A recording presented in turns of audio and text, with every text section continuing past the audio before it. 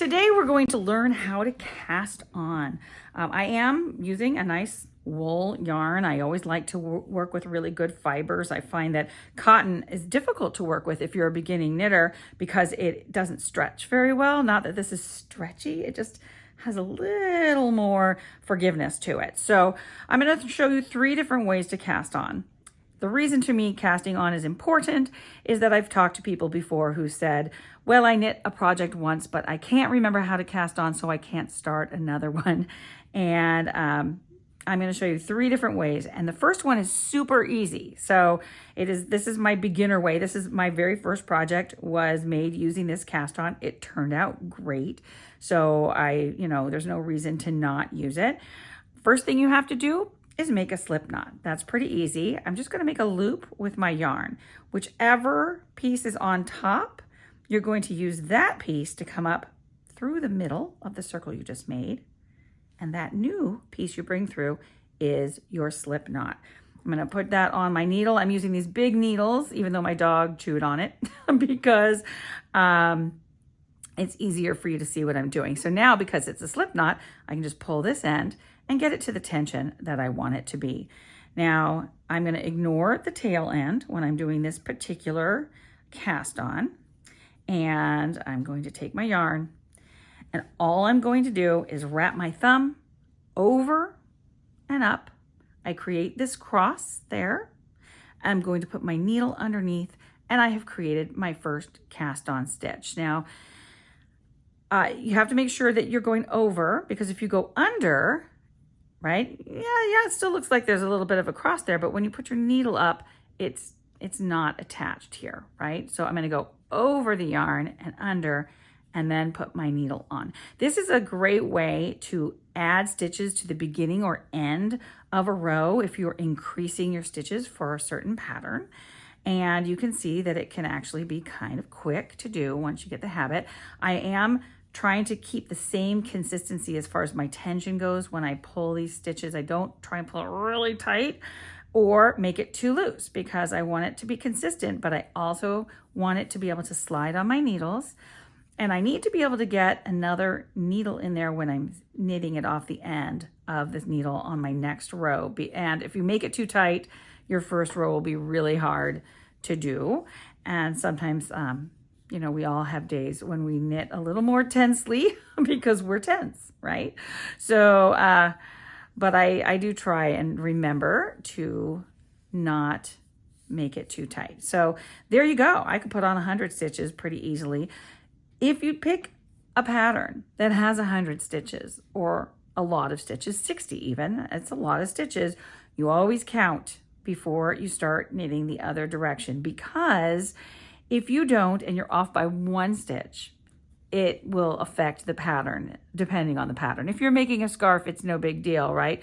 But if you're making a hat and it's got, little patterns in it, and you're going around, and yeah, that'll affect you. So I always suggest that you count your stitches later. Now I'm going to pull that off. I'm going to do the second stitch. The second stitch, I'll show you again the slip knot, cross, pull up from under, and put that on my needle. Now, you need to know how to knit, to do this next cast on. I will be showing you how to knit in the next video. But the first thing I'm going to do, I'll get my long end. Remember, I'm not using my tail for this one. And I'm going to go as if to knit. I'm going to wrap that yarn around, and I'm going to put it back. Now, if I was actually knitting, I would not put it back on this needle. It would stay on this other needle. So your left hand needle is where we're adding stitches to. I'm not moving them off. And I might pull, I'm not going to pull it too tight. I have to still get this needle under there. And you notice I'm wrapping up and over. That's because I'm going counterclockwise. That's a knitting trick. We'll learn that on the knitting video. But you can leave it loose and then pull it tight after you get this next stitch started. There we go. So this is not my favorite cast on. I find it to be a little clumsy, but it actually is a prettier stitch here on the bottom. And if I'm adding on now, when I add on stitches, that is the stitch that I use. A little bit more advanced than the simple thumb method. Now, the next cast on is my favorite cast on. It is, I need a long tail for this one because it's called the long tail cast on. So depending on how many stitches I have, I'm using big needles. I might need 1 inch for every stitch. So there's like 1 inch. So maybe there's like 10 inches. If I was going to do 20 stitches, I always give a little extra because you don't want to run out. And I'll make my slip knot, put that on my needle.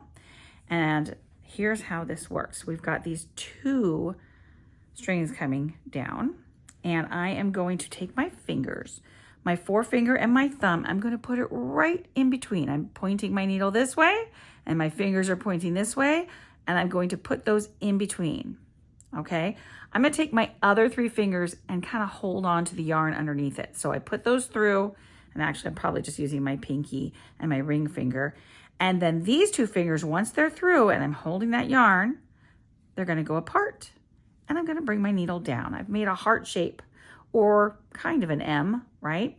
And you could label these different pieces of yarn, number 1, 2, 3, and 4.